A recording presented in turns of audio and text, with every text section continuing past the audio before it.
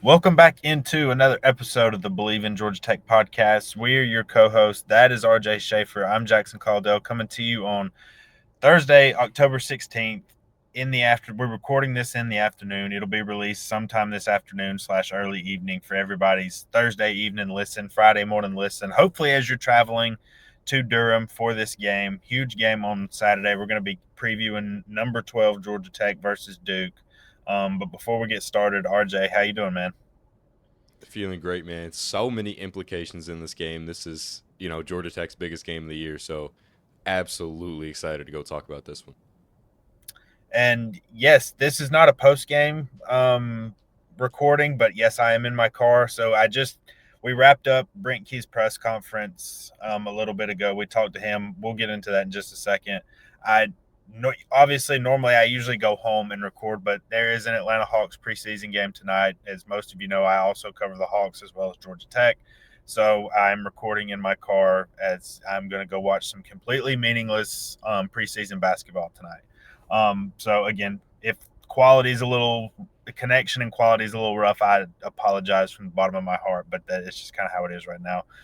Before we get started, love it if you guys would subscribe to the channel if you hadn't already. Tell your friends, tell everybody. You know, we're growing pretty fast, and we really love you guys' support. Follow us wherever you get your podcast. Leave a like on the video, hit that notification bell too, so you know as soon as our content goes up, you can give it a listen, and we really appreciate all that. Appreciate all the feedback, both good and we love the constructive criticism as well. Really appreciate that from you guys. It's the only way we as hosts can get better. All right, so I guess let's dig into a little bit of what was said at the press conference today before we get into kind of the nuts and bolts of the game. So obviously, at the end of the Virginia Tech game last Saturday, cornerback Amari Harvey went down with an injury. Didn't look quite good, but like we said on Saturday night, I any injuries until I get like the official word, it's useless to speculate, and it's just poor, just all around to speculate. So, just been kind of waiting on the official word with that. He is going to be out Saturday, as is Akilo Stone and Savion Riley, who has not played a ton this year, but this is going to be the second straight missed game for Akilo. But the good news is that it's not season ending. Key said that that it. I don't know that he used the words best case scenario, but like he talked about like it wasn't as bad as maybe it looked, and he's not going to play this Saturday, which we'll get into. It's a big loss, like against this team specifically, a team that does like to throw the ball and is very very good at doing it. So some other guys are going to have to step up. But the good news is that he should be back at some point. Again, I don't know if that's against Syracuse, against NC State. I don't know if it's all the way down the line against Georgia. I have no idea. Um, but with him out, I would expect to see plenty of Rodney Shelley, who has been playing quite a bit. You know, Rodney missed the first few games of the season, came back against Clemson, had his first career interception against the Hokies last weekend, and has been pretty solid. Like he grades out well in PFF.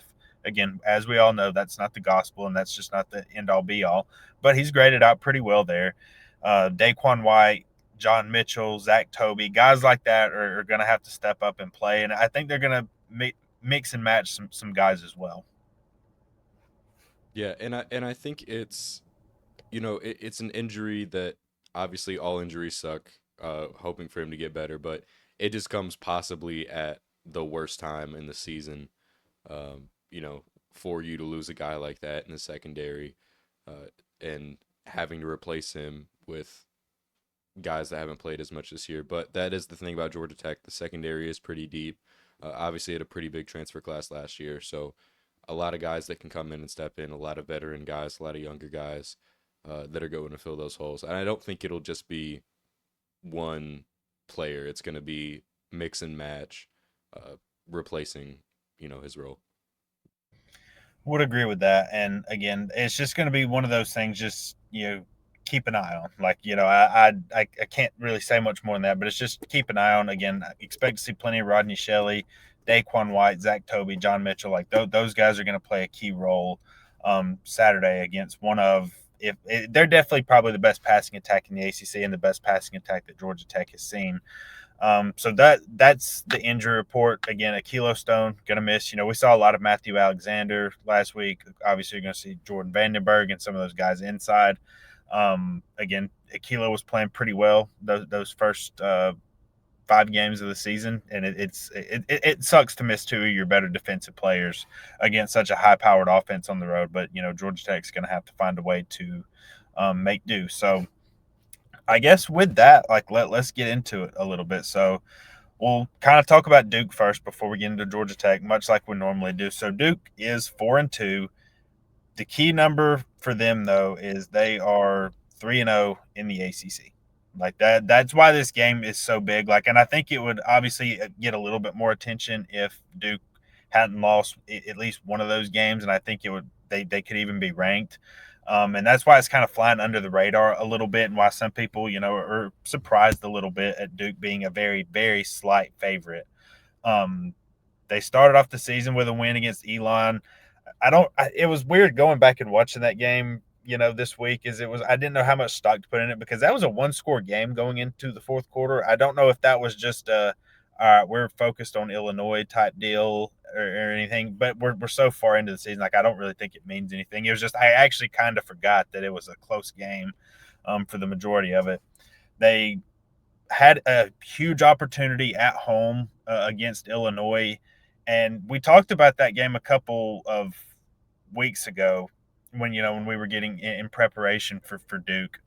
That is one of the most misleading like scores like of all time. Like I think Duke ended up turning it over 5 times, some of them deep in their own territory. I know there was a muffed punt. Darian Mensah was very careless with the ball. Um, like that they played well throughout most of that game and were, especially in the first half, like their offense was really humming. The final score ended up being 45-19. The game, when you watched it, was so much closer than that. But again, results a result. Next week, they actually went on the road to Tulane, where coincidentally enough, Darian Mensah, their quarterback, transferred in from. They fell behind early, clawed their way back. It wasn't enough, and they kind of fell off everybody's radar after that. They fell to 1-2. They've slowly started to build up over these past 3 weeks, and I I will admit that like the 3 games that they've played, it's not exactly been a murderer's row, and I'm not gonna like ding them for it or anything. It's just I both all of NC State, Syracuse, and Cal are really poor defensively, but they've really found themselves. They fell down early to NC State. Like NC State went up 21-7 on them, and then Duke was really clawed their way back in it. Ended up winning that game 45-33. The next week against Syracuse was just an absolute annihilation. It was 38-3. Syracuse was on their backup quarterback. Steve Angeli was out. Ricky Collins was in. That game was just as it was a splattering, as some might say. And then they went on the road to Cal, which was kind of like a tough. It was a tough place to. It was a tough spot, I guess, is the best way. Maybe I can say that. And they fell behind early. It's 21-7. Clawed their way back in it. Won 42-21. Um, had a bye week in between that. They're 4-2. They don't have like I would say an easy stretch after this game. Like it's not like they just play the bottom of the ACC after this. Like they still have to play Clemson. They still have to play Virginia. Wake Forest, as we all know, is not going to be a walk in the park as we saw a few weeks ago. But it would give them a tiebreaker over Georgia Tech, and it would just it gives them a clear path, if nothing else, to the ACC championship game. Yeah, and I think that's the big, talking point heading into this game is for both teams, if they win, you could really talk yourself into, you know, they could end the season undefeated in the ACC. Like this is huge for ACC implications. This is huge for Duke's playoff hopes because if they lose this game, it's going to be hard for them to find themselves in the ACC championship after the season. Um, but a lot of the big analytics sites, a lot of the big college football talking heads, they're taking Duke in this game. Georgia Tech is kind of looked at as an underdog in the sense. ESPN FPI still has Duke at a higher percent chance to win the conference than Georgia Tech, even has Virginia over Georgia Tech. But this game is going to be huge. This game, the winner is going to be the clear second favorite behind Miami to make the conference championship game at the end of the year. Duke really has, though, slid into a groove. You talk about the first 3 games of the season. I mean, they were passing the ball, 50 times a game, something ridiculous. And then you go in NC State, Syracuse, California. Again, like you said, that's not high of the ACC talent, but Duke still did settle in. They have the freshman running back Nate Shepard. He's been absolutely unreal, and I think Duke really has shown what type of team they are in the past 3 weeks, and I think that's why you see these advanced analytics sites favor Duke. Yeah, and I think that's been puzzling. I think for some people is just okay. Well, Georgia Tech's higher ranked. How are they not favoring the game? Like Duke has been a good team, and like they have good talent. It's on the road, and like there's been enough holes in what Georgia Tech has done. Looking, when they've gone on the road, in their 2 games this season. Look at Colorado and at Wake Forest, they fell behind early, and they didn't play very well at the beginning of games. I'd never seen a start quite like the one they had against Colorado, and they were able to overcome it. But you still had 3 turnovers in the first quarter, able to come back and win it. And then against Wake, you fell down double digits early, able to claw your way back in it. That can't happen on Saturday. Would you not agree? Yeah, absolutely. I mean, this offense is so high powered that if you ever lose your grip, like they are going to take advantage. And I think it kind of goes vice versa too. I think if Duke falls behind, I think Georgia Tech has a powerful enough offense to make them pay for their mistakes. But this is the best offense you're going to play, and you can't be slow. This is not Colorado. No disrespect to Colorado. So a little bit about Duke. They Again, a lot is made of their passing game. They are currently 25th in points per game overall, 73rd in rushing yards per game, 10th in the country in passing yards per game, 20th in the country in total yards per game. Defensively, it's for a defensive minded head coach like Manny Diaz, it's a little bit hit or miss. They're 78th in points allowed per game, 42nd in rushing yards allowed per game, 114th in passing yards per game, allowed per game, and then 79th in total yards allowed per game. I can say this about their defense. I think we all, if you don't know the name Vincent Anthony Jr., I would highly suggest getting to know him. He is a highly productive defensive end for Duke, 6.5 sacks. Duke is, if you go back and Manny Diaz's time as a defensive coordinator, whether it was way back at Texas or at Mississippi State or I think Miami was where some of his better defenses were, along with Penn State.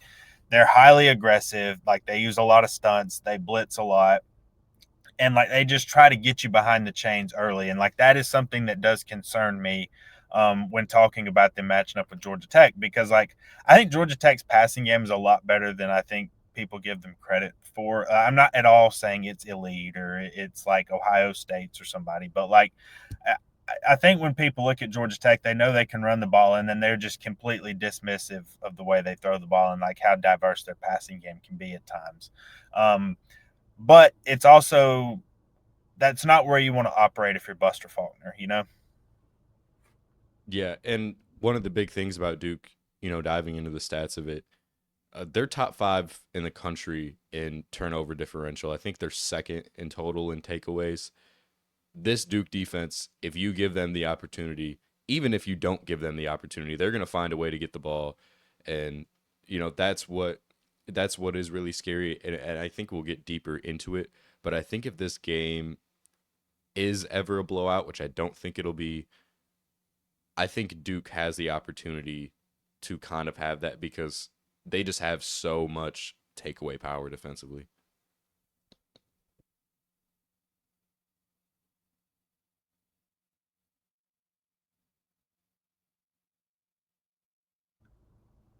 I get hit with the mute button.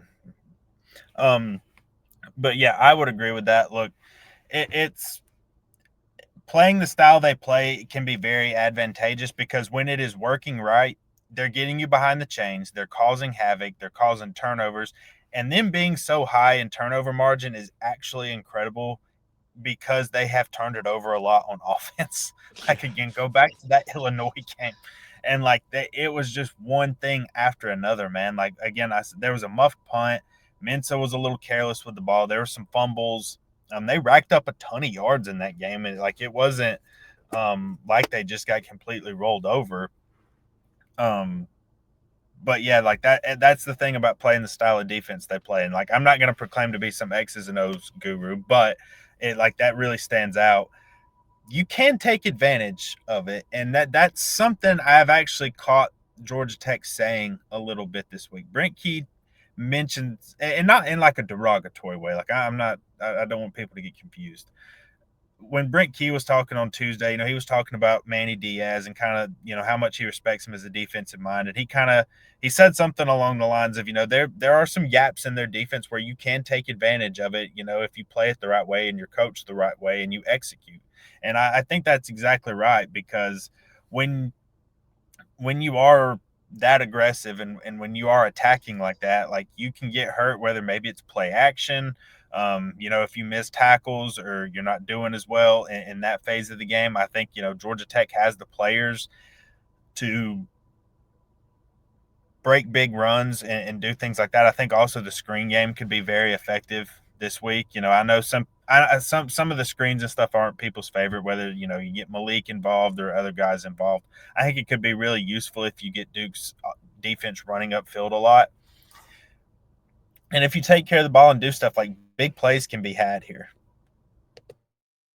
Yeah, and it doesn't have to be pretty when you play a defense that, thrives off of chaos, thrives off of, these type of plays where the offense makes a mistake or, you force the offense to make a mistake. If you play just I don't want to say a boring brand of football, but that's kind of what it is, playing a laid back, more conservative with the football.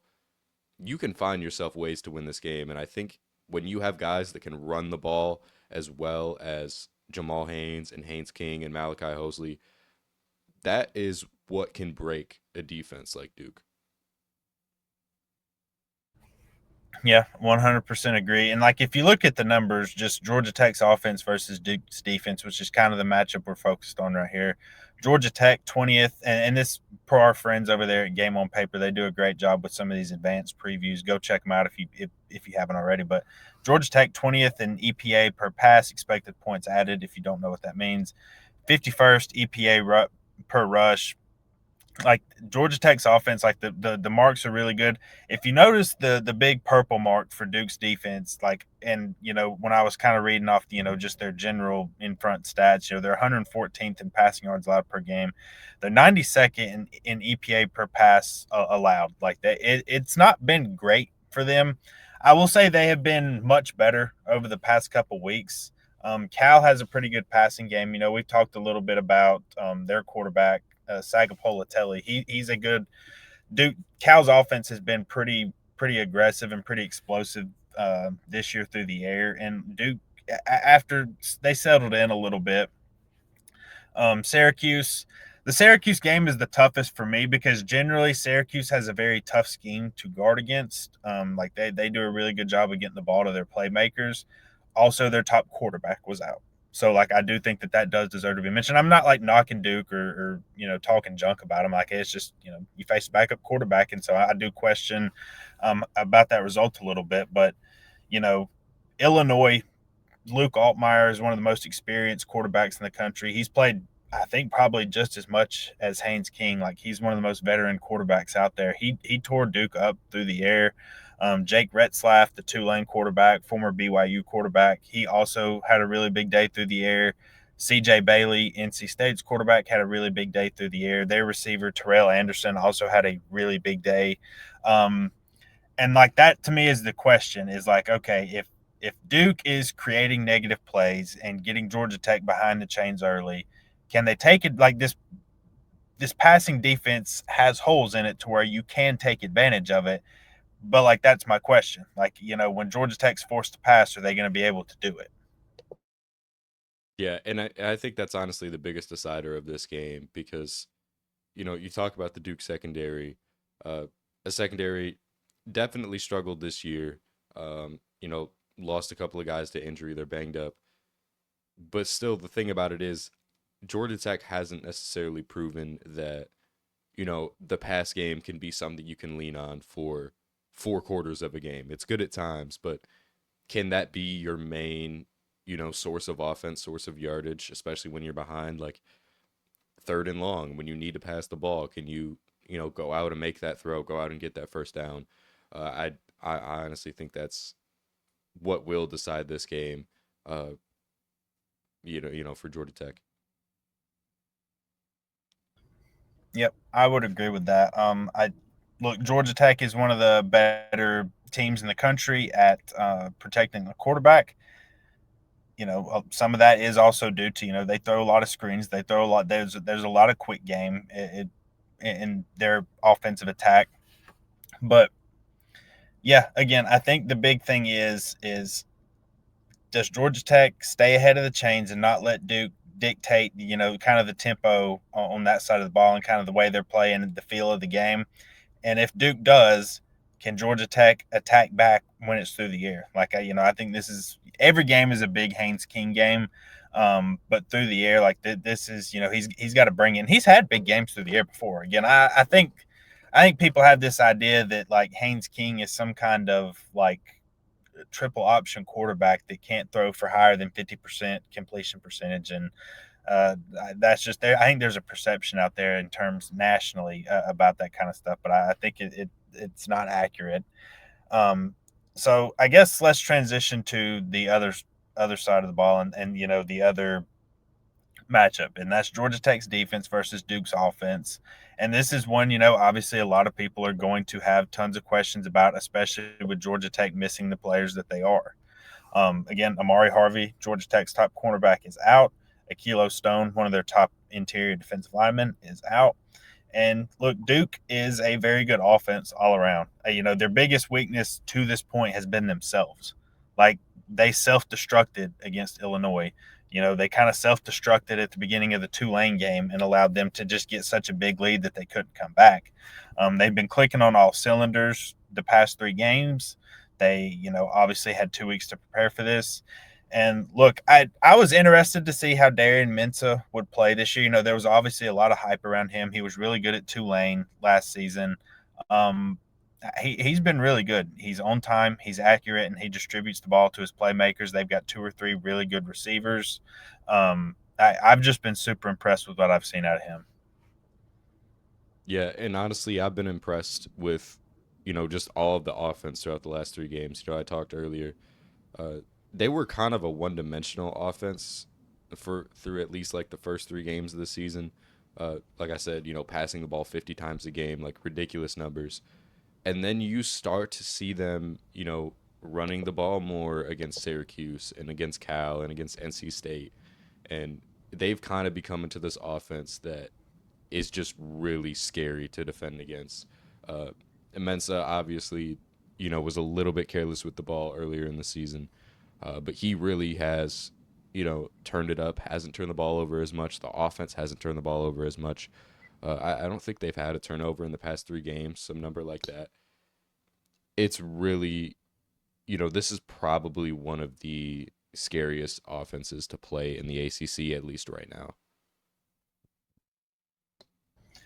Would totally agree with that. And again, I think it's a good point to point out about, kind of the way they've shifted a little bit. And look, they're not like a run heavy team now, but look, like Shepard wasn't getting more than 5 carries in those first few games, and he is super explosive. I'll be honest, like as good as Mensah and as good as some of those receivers are, he is actually the player that scares me the most. And I think you all know why. It's just because the run defense. Look, I've I've tried to like talk about the run defense, and like I think some of those early games, I think there were some times late in games where they would just allow a lot. Like the past couple of games have been kind of concerning to me. Like I don't know how you feel about that. Yeah, and I think that's honestly where I see the biggest weakness in this game. And I wouldn't expect Duke to be like running the ball, you know, 30, 40 times a game, you know, against Georgia Tech. But I could see them try to lean on Nate Shepard a little bit more, lean on that run game, you know, they've started to develop, just because being brutally honest, that's the weakest part of Georgia Tech's defense. Yeah, and like the overall numbers for Georgia Tech are like not atrocious. I mean, they're 48th in points allowed per game, 103rd in rushing yards allowed per game, 34th in passing yards allowed per game, 65th in total yards allowed per game. I'll also say this is the best passing attack that they faced this season by a good bit. Colorado does not have a strong passing game. Temple and Gardner Webb. That is what it is. Um, Clemson is good against terrible teams. That like Georgia Tech is not a terrible pass defense, so Cade Klubnik can't do anything to them. Um, Virginia Tech, as we talked about last week, is not a strong passing team. Wake Forest is not a strong passing team. Um, so look, I don't think Duke has the talent like a Bryant Wesco or a TJ Moore or some of those guys like Clemson does, but I think they're far better coached and they play to their scheme a lot better than anybody Georgia Tech has faced offensively. Yeah, and I think there are, some avenues for Georgia Tech to find success in this game. I mean, opponents complete 52% of their passes. It's not like Duke is this, unbeatable offense with just limitless talent. Like this is not Ohio State, right? But Yeah. you go into this game and you see what Duke's offense can do. You see what Darian Mensah is doing. There's a reason why he's kind of vaulted himself into the conversation of top quarterbacks in college football. And I think I don't want to say it's like slaying the giant because it's not. I mean, you're the 12th ranked team in the country, but you're an underdog in this game, and I think Brent Key is really going to want to get up and prove to everybody that hey, we can stop this very highly powered offense that has shown what they can do in previous games. Like this is something that we're capable of, and I think he really wants his guys to get up for this game. Yeah, and I would completely agree with that. And the other thing about Duke is like their offensive line is pretty solid. I don't think it's one of the best ones that Georgia Tech has played, but they have some of the higher graded players on Pro Football Focus when it comes to offensive line. Like their offensive tackles are really solid. Again, I think it's just an overall good job by Manny Diaz and this offensive staff to really lean into their strengths and just get good playmakers. I mean, like I, there's a number of receivers out there. Like, is there anyone in particular you think like that could be a specific problem for Georgia Tech this weekend? Honestly, my thing is with this offense is this week I'm more worried about the run game. But you know, Kayshawn Brown has been absolutely incredible. I feel like there's three or four guys that they can really throw the ball to on any down or distance, and feel like they have their guy. Yeah, I would agree with that. So I guess let's kind of go talk about both sides of the ball and kind of like what are the keys. So we'll flip it back to offense. Like when you look at what Georgia Tech has to do on offense, like for me, the three keys are going to be staying ahead of the chains, not turning the ball over and giving Duke extra possessions. And to me, I'm usually not like I think winning the time of possession can be a little bit of an overrated stat. But I do think in situations like this, like go back to the conversations we had about the Clemson game, or I alluded a lot to how Georgia Tech played against Miami last year. And look, this Duke offense and passing attack is nowhere near as good as what like Cam Ward and them did last year. But like I think that when they have an explosive offense like that, and you have certain weaknesses, like I do think that you can take a little bit from that game plan and say, hey, Georgia Tech ran the ball really well. They did not turn it over. They were super good on third and fourth down, and they came up big when it mattered. Duke is going to get yards and score some points this weekend. Like it's Georgia Tech is not pitching a shutout in this game. It's not going to happen. What they need to do is, and I think more it's so maybe on the yards thing. It's like I think Duke is going to rack up some yards in this game, but it's when you're in the red zone, when you are on third down, when you are on fourth down, like those are going to be just so hypercritical to getting off the field. And I look, Manny Diaz, look, a lot of defensive coaches get criticized for being too concerned conservative when it comes to fourth down calls or things like that. Like, that's not Manny Diaz. Like Manny Diaz, he lets his offensive coaches play to their style and play to their strengths. And like I think if they are in any fourth and advantageous situation, fourth and short, or depending on where they are on the field, I fully expect them to go for it. And that was like a huge key for Georgia Tech when they beat Miami last year. Is they stopped them on fourth down, they stopped them. Were pretty good on third down, and they just kept them off the scoreboard in certain areas when they got into the red zone. And it does concern me a little bit because, as we saw last week against Virginia Tech, the fourth down defense has been kind of hit or miss. Yeah, and I think that is a big key. But in terms of offense, I think there's a few things that Georgia Tech needs to do. I think you need to establish yourself on first and second down. I think when you see Georgia Tech win games like these, talk about Clemson earlier in the year. Obviously, we know what Clemson is now, but that at the time that was a very big game. When you win games like this, the one thing that you see, and it's a constant throughout it all, is Haynes King runs the ball a lot and he runs it really well.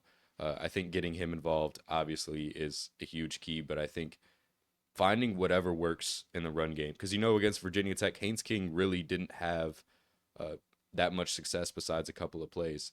I think finding whatever works, Buster Faulkner obviously has a lot of different ways to attack the run game.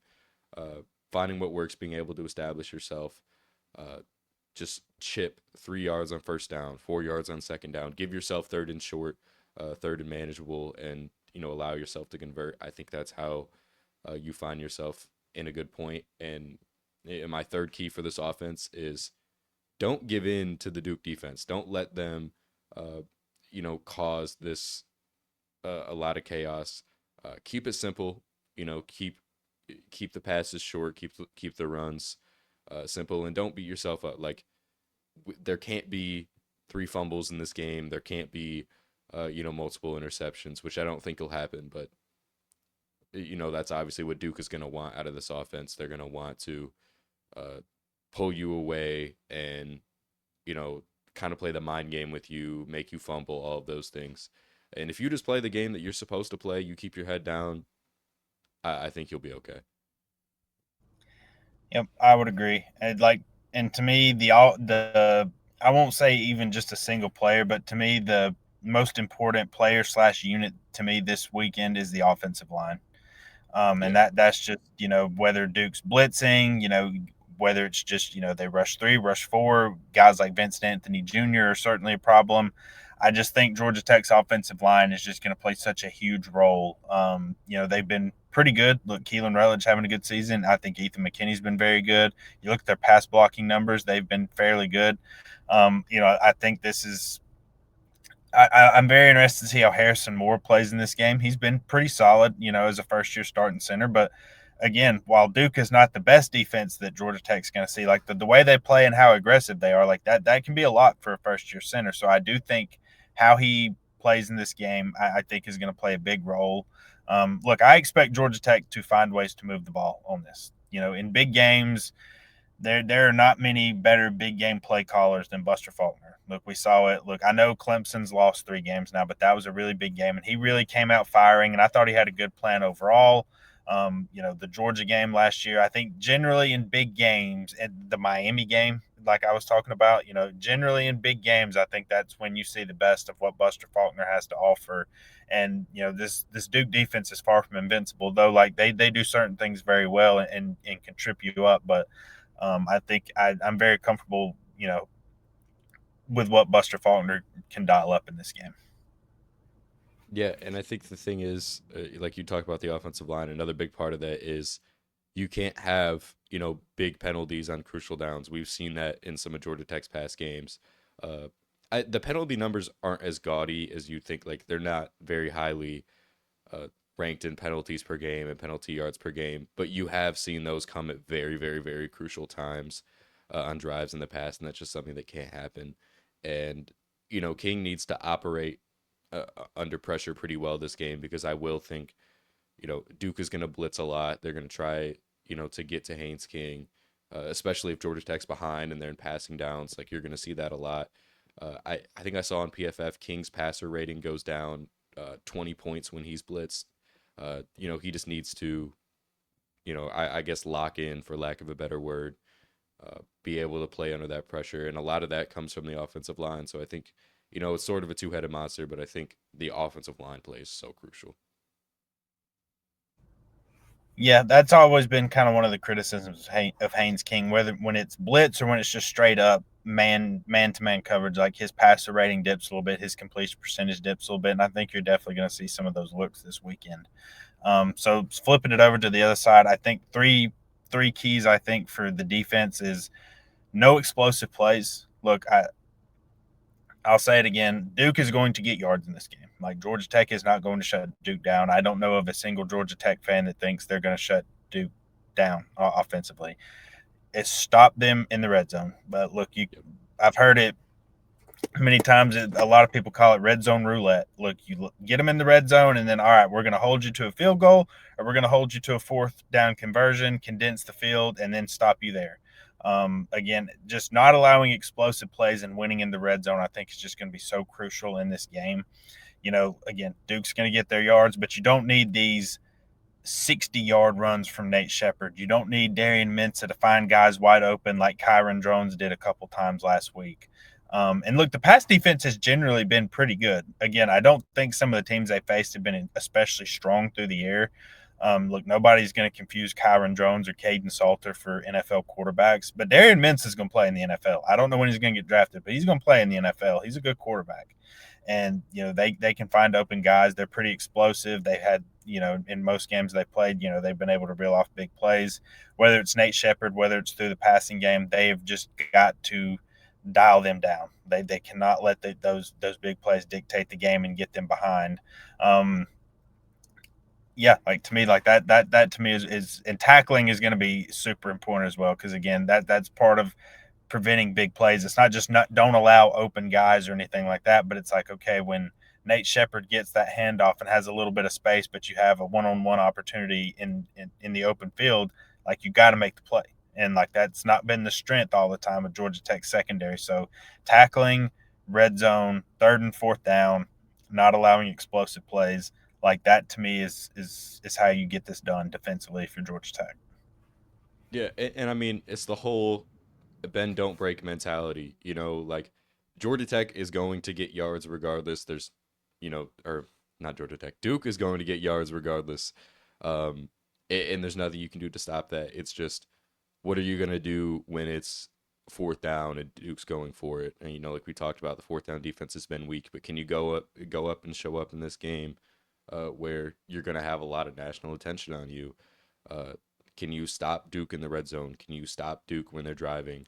After a big play, how do you react? I think a lot of it is about, how do you react after a big play happens? How do you react after Duke is in the red zone?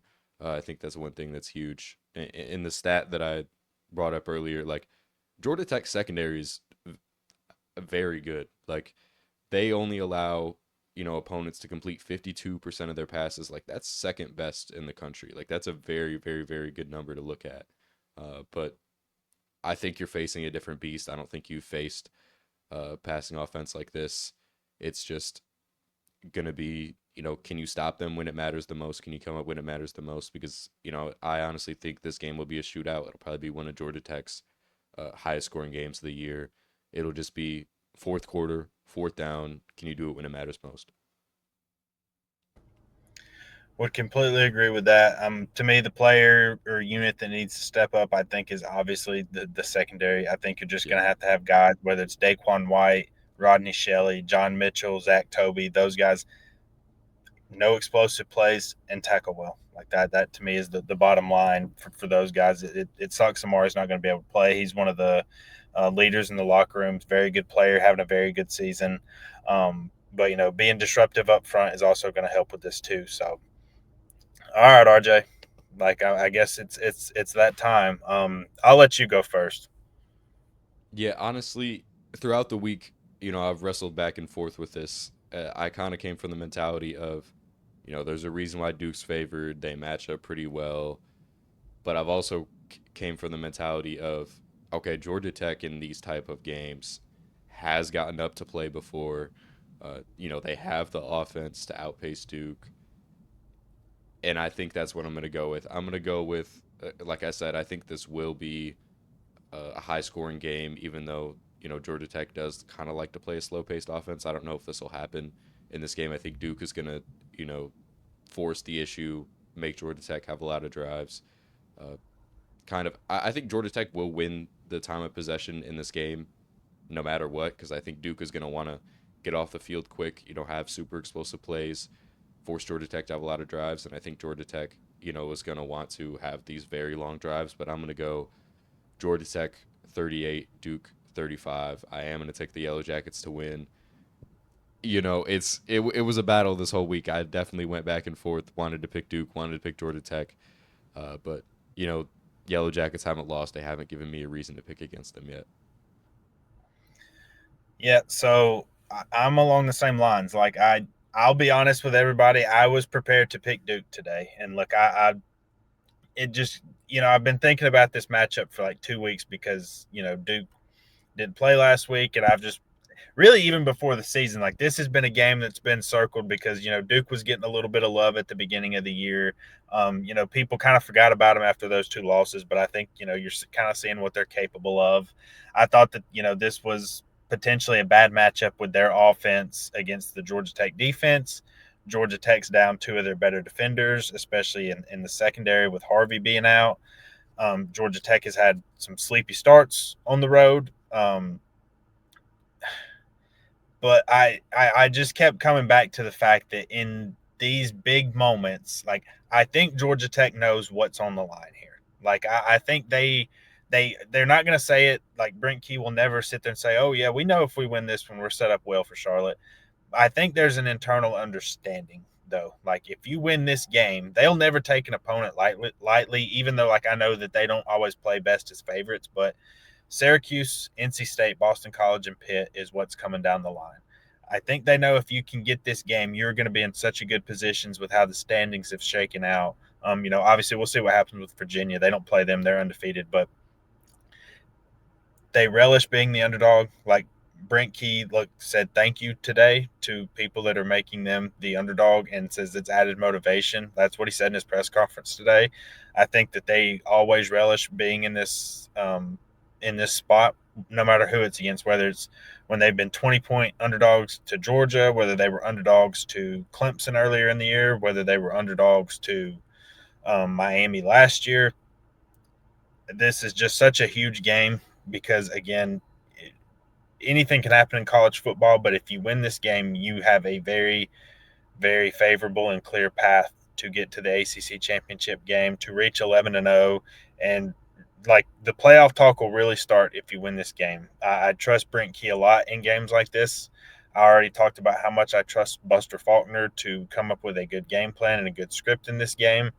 Um, I'm still, the jury's still out on Blake Gideon and how he does in these big games. But, against Clemson, again, I know Clemson's offense isn't elite by any stretch, but they held them down for a large portion of that game, especially through the air, outside of the, it was like a 70-something yard touchdown they had.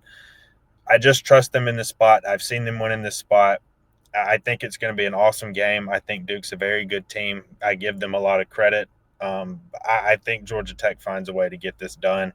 I've kind of been flip flopping over it for the past couple of days, but I think they win 35-31. Yeah, and it's funny because this is like the opposite spot we were in from last year. If you think about it, like Georgia Tech was 4-2 heading into the Duke game. Duke was undefeated. And, Georgia Tech went out and beat Duke, and now I think Duke is going to have a little bit of a chip on their shoulder. But I think this is a spot where Georgia Tech goes out and proves themselves, and I think you really do skyrocket into the college football playoff discussion, whether that be, uh, you know, nationally or by analytics. Because a lot of these analytics, like ESPN, FPI, they're taking Duke in this game, and that's why Georgia Tech's number is so low. If you go out and win this game, your chances of making the playoff is a lot higher. Yep. I mean, I totally agree with that. Look, it feels like we're the ones going against the grain a little bit, and I'm sure this will get some eye rolls. Like, yes, the Yeah. two that host the Georgia Tech podcast are picking Georgia Tech to win a game. Like, how shocking! But like I really did battle with this all week because like when I look, I think everybody that's watched this show long enough and listened to the show long enough know that like me and RJ try to tell it like it is as much as we can. Like we don't really sugarcoat it. We've picked against Tech plenty. Like there's been plenty of times where we picked against Tech. Like I remember last year, like we both picked them. You know, when we had David Lake on the show last year, and we picked Miami to beat them. And yeah, we got made fun of a lot, but like it was okay. Like that was fine. Like it was like whether I've been wrong before, you know, we're gonna be wrong. Like it's, you know, we throw out a lot of opinions. Like when you're in this kind of business like that, it's just kind of is what it is. Like you're gonna be wrong. We'll see what happens this weekend, but like that, I really do think that they're gonna find a way to win this game. And I say that like they're some kind of like 12-point underdog going against some Goliath. Duke's a really good team, but like these two teams are pretty close. Like I don't think one is just massively better than the other. I think Georgia Tech's experience in these spots, I think, is going to give them a little bit of edge. And it's something that not a lot of people are really talking about, you know, nationally. Like you don't really like, and that's not, I don't at all mean that in a disrespectful way to do because they just haven't been in a lot of these spots when it comes to hey, like ACC championship game appearance could very well be decided in this game. And you know Georgia Tech's played in a ton of big games under Brent Key and done pretty well in a lot of them. So look, they're underdogs this weekend. I think they win. I will be there. I will be in Durham for the first time ever. Might I add? Like I've been wanting to go catch a game at Duke for a long time, so I'm finally going to get to do that. I was at Chapel Hill last year, so like I've been over in the area before for sure, but first time making a trip to Durham, so very excited about that. If you guys are out there at all, see me, notice me, recognize me, tell me, give me a shout out. I'll try to see you there. But anything else before we get out of here, RJ? Not that I can think of. All right. Well, that's going to do it for this preview of this game. Again, if you watching this haven't subscribed to the channel, would love it if you do so. Give us a like on the video. Hit that notification bell so you know when new content goes live. Give us a review wherever you listen to your podcast. Really appreciate you guys. Hope to see a lot of you up at the game this weekend, and we will talk to you then.